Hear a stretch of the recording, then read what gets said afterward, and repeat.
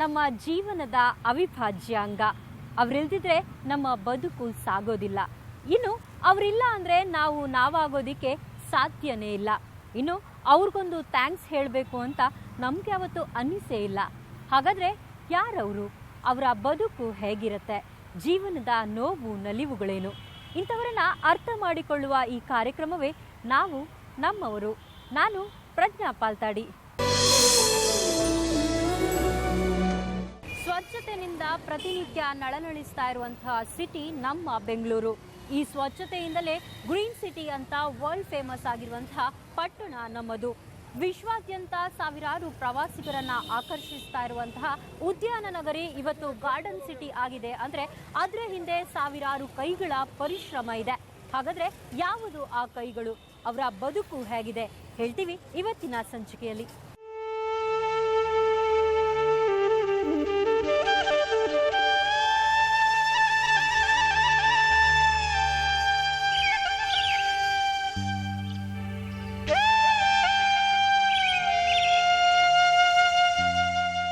ಮುಂಜಾವಿನ ಮಂಜಿನಲ್ಲಿ ಮೂಡಣದ ಸೂರ್ಯ ಉದಯಿಸೋ ಸಿಹಿ ನಿದ್ದೆಯ ಸಮಯ ಅದು.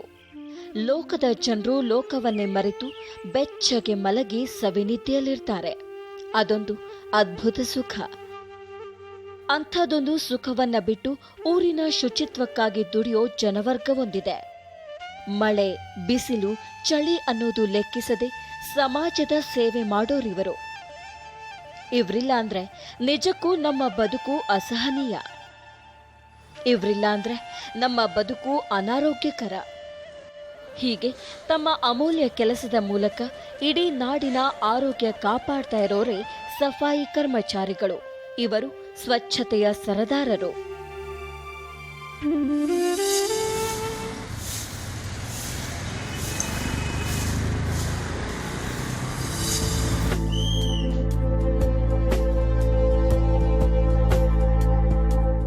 ಸಮಾಜದ ಸ್ವಾಸ್ಥ್ಯಕ್ಕಾಗಿ ದುಡಿತಾ ಇರೋರು ಇವರು. ಕೋಳಿ ಕೂಗೋ ಮುನ್ನಾನೆ ಎದ್ದು ಕಾಯಕದಲ್ಲಿ ನಿರತರಾಗಿರುವವರು. ಜಗತ್ತೇ ಎಸೆಯೋ ಕಸ, ಕೊಳಕನ್ನ ಕೈಯಲ್ಲಿ ಹಿಡಿದು ಮುಗುಳು ನಗುವವರು. ಕಾಯಕವೇ ಕೈಲಾಸ ಅಂತ ನಂಬಿ ಬದುಕ್ತಾ ಇರೋರು. ಪೌರರ ಹಿತಕ್ಕಾಗಿ ತಮ್ಮ ಆರೋಗ್ಯವನ್ನು ಲೆಕ್ಕಿಸದೆ ಆರೋಗ್ಯವಂತ ಸಮಾಜಕ್ಕಾಗಿ ಶ್ರಮಿಸುತ್ತಿರುವ ಮಹನೀಯರು. ಇವರೇ ಪೌರ ಕಾರ್ಮಿಕರು.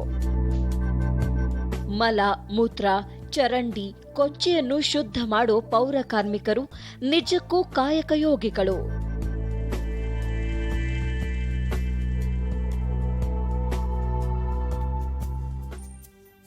ಬೆಳಗಿನ ಜಾಗಿಂಗ್ಗೆ ಜಿಗಿದು ಹೋಗುವಾಗ ಸ್ವಚ್ಛ ರಸ್ತೆ ನೋಡಿದ್ರೆ ನಮ್ಮ ಕಣ್ಣುಗಳು ಅರಳುತ್ತವೆ. ಅದೇ ಗಲೀಜಾಗಿದ್ರೆ ರಸ್ತೆ ಗುಡಿಸುವವರ ಮೇಲೆ ಬೈಗುಳಗಳ ಸುರಿಮಳೆಯನ್ನ ಶುರು ಮಾಡ್ತೇವೆ.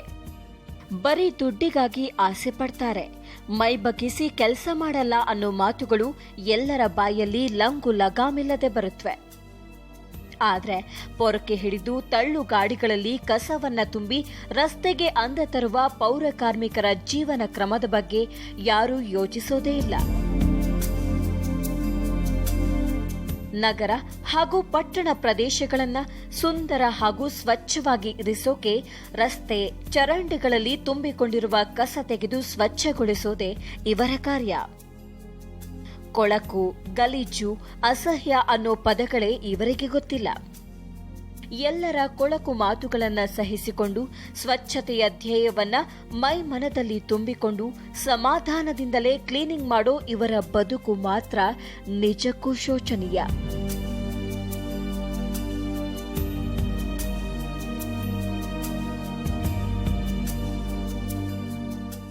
20 ವರ್ಷ ಆಯಿತು ನಾನು ಕೆಲಸ ಮಾಡಿ.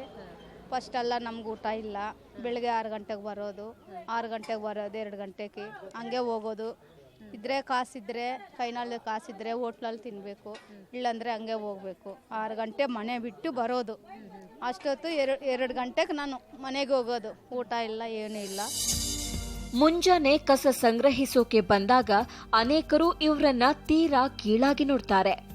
ತಮ್ಮ ಮನೆಯ ಕಸಗಳನ್ನ ಕೆಲವರು ಗಾಡಿ ಮೇಲೆ ಎಸೆದು ಹೋದ್ರೆ ಇನ್ನು ಕೆಲವರು ಮನೆಯ ಮೇಲಿಂದಲೇ ಕಸವನ್ನ ಎಸೀತಾರೆ. ಅನೇಕ ಬಾರಿ ಮೈ ಮೇಲೆ ಮುಸುರೆಯ ನೀರನ್ನು ಚೆಲ್ಲಿದ ಪ್ರಸಂಗಗಳು ಇವೆ. ಹಲವರಿಗೆ ಇವರು ಕೂಡ ನಮ್ಮಂತೆ ಜನರು ಅನ್ನೋದೇ ಮರ್ತೇ ಹೋಗಿದ್ಯೇನೋ. ಈ ಮನೆಯವ್ರು ಏನು ಮಾಡ್ತಾರೆ, ಒಂದೊಂದು ವಾರ 2 ವಾರ ಇಟ್ಕೊಂಡು ಎಲ್ಲ ತಂದು ಕಸ ಮುಸ ಎಲ್ಲ ಅನ್ನ ಸಾಂಬಾರು ಎಲ್ಲ ಸೇರಿಸಿ ಹಾಕ್ತಾರೆ. ಯಾಕಮ್ಮ ಹಿಂಗಾಗ್ತೀರಿ ಅಂದರೆ, ಯಾಕೆ ಹಾಕೊಳ್ಳಿ, ನಿಮ್ಗೇನಾಯ್ತು, ನೀವೇನು ಸಂಬಳ ತಗೊಂಡಲ್ವಾ, ಹಿಂಗಂತ ನಮ್ಗೆ ಬೈಯೋಕ್ಕೆ ಶುರು ಮಾಡ್ತಾರೆ. ಮತ್ತೆ ಬಿಟ್ಟಾಗಿದ್ರೆ ನಿಮ್ಗೆ ಅಹಂಕಾರ ಅದು ಇದು ಅಂತ ಬೈತಾರೆ. ಆಟ ಬಂದಾಗ ಸುಮ್ಮನೆ ಇರ್ತಾರೆ. ಆಟಕ್ಕೆ ಹಾಕಲ್ಲ, ನಮಗೆ ಗಾಡಿಗೆ ಹಾಕಲ್ಲ, ಕೆಳಗಡೆ ಬಿಸಾಕ್ ಹೋಗ್ತಾರಮ್ಮ. ಹಂಗೆ ಮಾಡ್ತಾರಮ್ಮ ಸ್ವಲ್ಪ ಜನ. ಏನು ಮಾಡಿದ್ರೆ ಹಂಗೆ ಮಾಡ್ತಾರಮ್ಮ. ಯಾಕೆ ನೀವೇನು ಗುಡ್ಸಿರಿ ಏನಾಗ್ತದೆ, ನೀವೇನು ಸಂಬಳ ತಗೊಂಡಲ್ವಾ, ಎತ್ಕೊಳ್ಳಿ ಏನಾಗ್ತದೆ ಅಂತ ಬೈತಾರೆ. ಅದರಲ್ಲಿ ಅನ್ನ ಸಾಂಬಾರು ಬಟ್ಟೆ ಗಿಟ್ಟೆ ಮಕ್ಕಳಿಗೆ ಹಾಕಿರೋದು ಅವ್ರು ಹಾಕಿರೋದು ಎಲ್ಲ ಹಾಕ್ತಾರಮ್ಮ. ಅದೆಲ್ಲ ನಾವು ಕೈಯಿಂದ ಎತ್ತಬೇಕು. ನಾವು ಮನ್ಸರೇ ತಾನೇಮ್ಮ, ಎಷ್ಟು ಹೇಳಿದ್ರು ಕೇಳೋದಿಲ್ಲ. 1 ವಾರ ಇಟ್ಕೊಂಡು ಅಷ್ಟಷ್ಟು ಕವ್ರ ಹಾಕೊಂಡು ಒಂದು ಚೀಲ ತಗೊಂಡು ಬಂದು ಹಾಕ್ತಾರೆ. ನಮ್ಮ ರಾಜ್ಯದಲ್ಲಿ ಸುಮಾರು 35,000 ಪೌರ ಕಾರ್ಮಿಕರಿದ್ದಾರೆ. ಇವರ ಬದುಕು ನಿಜಕ್ಕೂ ದುರ್ಭರವಾಗಿದೆ. ಸಮಾಜದ ಕೊಳಕನ್ನ ತೊಳೆಯೋ ಇವರ ಬದುಕಿನ ತುಂಬ ಕೊಳಚೆಯೇ ತುಂಬಿಕೊಂಡಿದೆ. ಇವರಿಗೆ ಸರಿಯಾಗಿ ರಜೆಗಳು ಸಿಗ್ತಾ ಇಲ್ಲ, ಉತ್ತಮ ಮನೆಗಳಿಲ್ಲ, ಮಕ್ಕಳಿಗೆ ಸರಿಯಾದ ವಿದ್ಯಾಭ್ಯಾಸ ಕೊಡಿಸೋಕಾಗ್ತಿಲ್ಲ. ಅಬ್ಬಬ್ಬಾ, 1-2 ಸಮಸ್ಯೆಗಳ ಸರಮಾಲೆಯನ್ನೇ ಹಾಕಿಕೊಂಡಿದ್ರು ಊರಿನ ಸ್ವಚ್ಛತೆಗಾಗಿ ದುಡಿಯೋದನ್ನ ಮಾತ್ರ ಇವರು ಮರ್ತಿಲ್ಲ.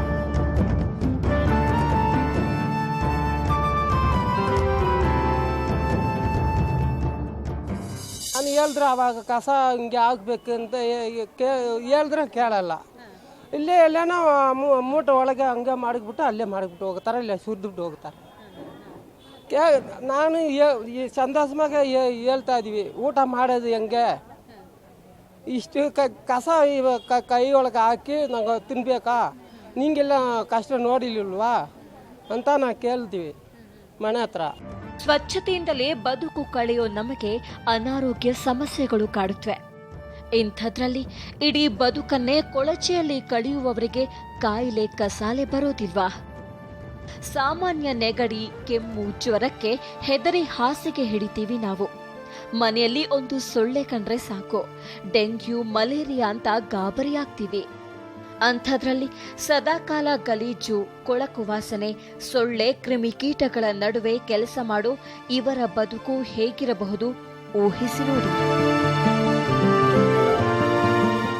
ಈ ವಿಶಾಲ ಬೆಂಗಳೂರು ದಿನ ಬೆಳಗಾಗೋದ್ರೊಳಗಡೆ ಇಷ್ಟು ಸ್ವಚ್ಛ ಆಗತ್ತೆ ಅಂದ್ರೆ ಇದರ ಹಿಂದೆ ಎಷ್ಟು ಶ್ರಮ ಇರಬೇಕು? ಈ ಸ್ವಚ್ಛತೆಯ ಹಿಂದಿರುವ ಕೈಗಳು ಯಾವುವು ಹೇಳ್ತೀವಿ ಈ ಬ್ರೇಕ್ನ ನಂತರ.